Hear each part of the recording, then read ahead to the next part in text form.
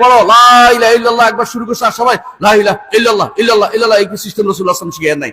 আমার নবী যেটা শিখান নাই, কিয়ামত পর্যন্ত দিন হবে এটা দিন হবে? এটা কোনদিন দিন হবে না।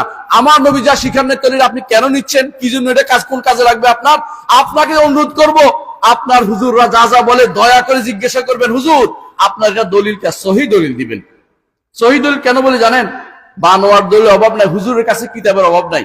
কিতাবে ইটামে, হ্যাঁ, কিতাবে লাঠি মে, কিতাবে অমুক মে, হুজুরের কিতাবের কোনো অভাব নাই। এমনকি ইট দিয়ে বস্তা বাঁধে নিয়ে আসে, এটা হুজুরের কিতাব, এটা দিয়ে হুজুরের এই বড় বড় কিতাব নিয়ে আসছে, বস্তা দেখায় যে বিশাল কিতাব নিয়ে আসছে, ওই হুজুরের কিতাবের আবার তো পড়তে পারে না। আমি চ্যালেঞ্জ দিলাম, আপনার পীরেরা পীর হইতে হলে ওনারা যেটা বলছে, আমরা কিন্তু পীর মানি না কোনোদিনই।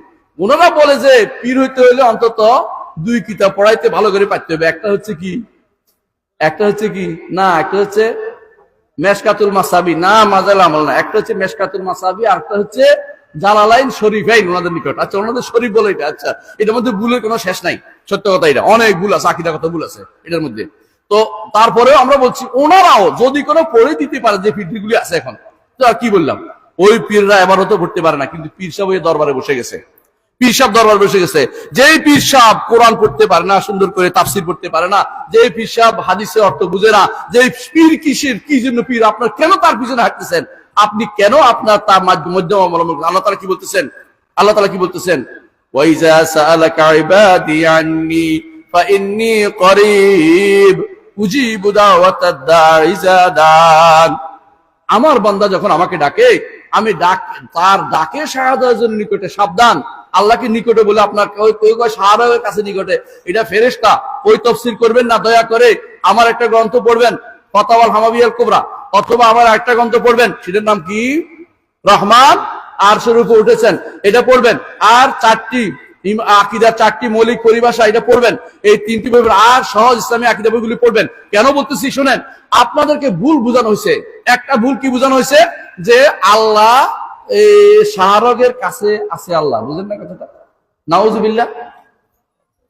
ইবনে কাসির দেখেন, ইবনে কাসির তো আমার মতো ওয়াহাবি ছিল না, ছিল নাকি? হ্যাঁ, আমারও তো ওয়াহাবি কোন, ইবনে কাসির কি কই, ইবনে কাসির তো বহুত আগে গেছে গা। ইবনে কাসির লিখতেছে এখানে ওয়ানাহনু আকরাবু ইলাইহি মিন হাবিলিল ওয়ারিদ, এর অর্থ হচ্ছে ফেরেশতাদের কথা বলা হয়েছে। কারণ এরপরে বলা হয়েছে ইজিয়া তালাক্কাল মুতালাক্কিয়ান আনিল ইয়ামিনি ওয়া আনিশ শিমালি কাঈদ, এরা ফেরেশতা, আগেও ফেরেশতা পরে ফেরেশতা, মাঝখানে আল্লাহর কথা কেমন ঢুকাইছো? এর অর্থ নাহনু বলতে কাকে বুঝাইছে? আল্লাহ ফেরেশতাদেরকে বুঝায়। কারে? ফেরেশতাদেরকে বুঝাইছে। হ্যাঁ, এক জায়গায় শুধু আল্লাহ তাআলা তারিফ বলছে, কোন জায়গায়? ওয়াইজা সাআলাকা ইবাদি আন্নী ফাইন্নী করিব, যখন আমার বান্দারা আমার ব্যাপারে আপনাকে জিজ্ঞাসা করে, আপনি বলুন যে আমি নিকটে। কি হিসেবে নিকটে? উজিবু দাওয়াতাদ দাঈ ইযা দান, আমার বান্দা ডাকতে দেরি, আমি তার ডাকে সাড়া দিতে দেরি করি না।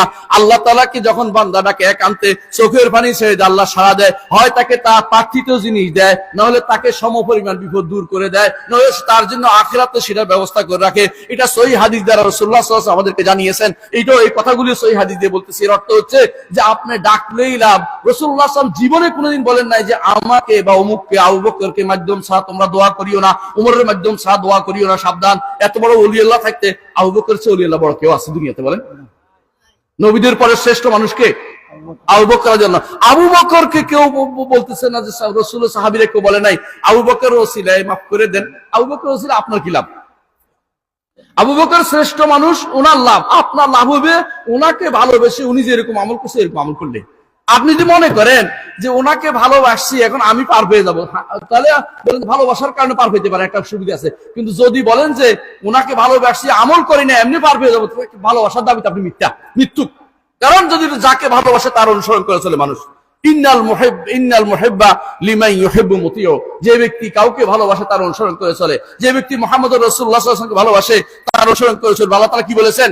কুল ইন কুনতুম তুহিব্বুনাল্লাহ ফাত্তাবিউনি ইউহিব্বুকুমুল্লাহ, যদি সত্যি সত্যি আল্লাহকে ভালোবেসে থাকো তাহলে মুহাম্মদুর রাসূলুল্লাহ সাল্লাল্লাহু আলাইহি ওয়াসাল্লাম অনুসরণ করো, তাহলে আল্লাহ তাআলা তোমাদেরকে ভালোবাসবেন। আল্লাহ ভালোবাসবেন কিনা?